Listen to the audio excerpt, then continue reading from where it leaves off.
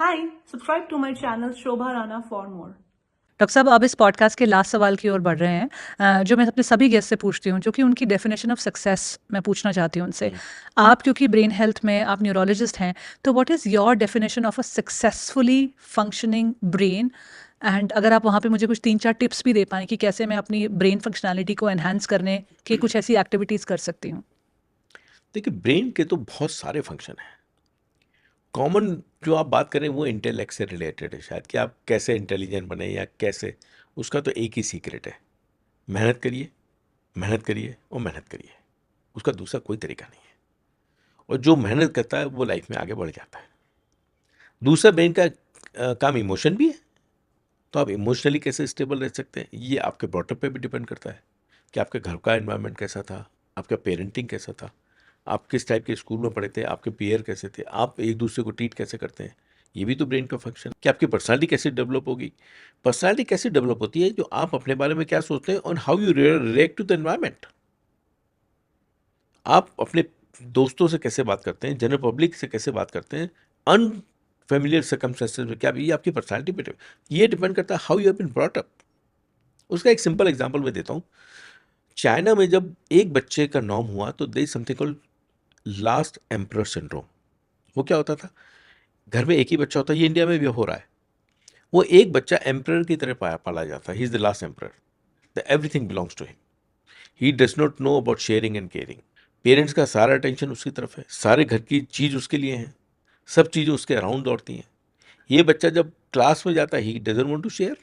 Entitled feel करता है। हाँ, और ये बड़ा कॉमन है। आज ही मैं एक पेशेंट से बात कर, बोले सर हमारे बच्चे के साथ यही तो हो रहा है कि वो बड़ा हो रहा है, हम देखते हैं वो तो हमसे भी शेयर नहीं करता। तो ये दो बच्चे की जो थ्योरी है बुरी नहीं है। जब दूसरा बच्चा आता है, पहली बात तो दूसरे बच्चे को पहले वाला बच्चा जो सिखाता है, जो माँ बाप सिखा ही नहीं सकते, इतना बढ़िया लर्निंग होता है। They learn to share and care. Sibling to sibling मेरे ख्याल लर्निंग। से सबसे ज़्यादा बॉन्डिंग जो होती है वो दो भाई बहनों में होती है।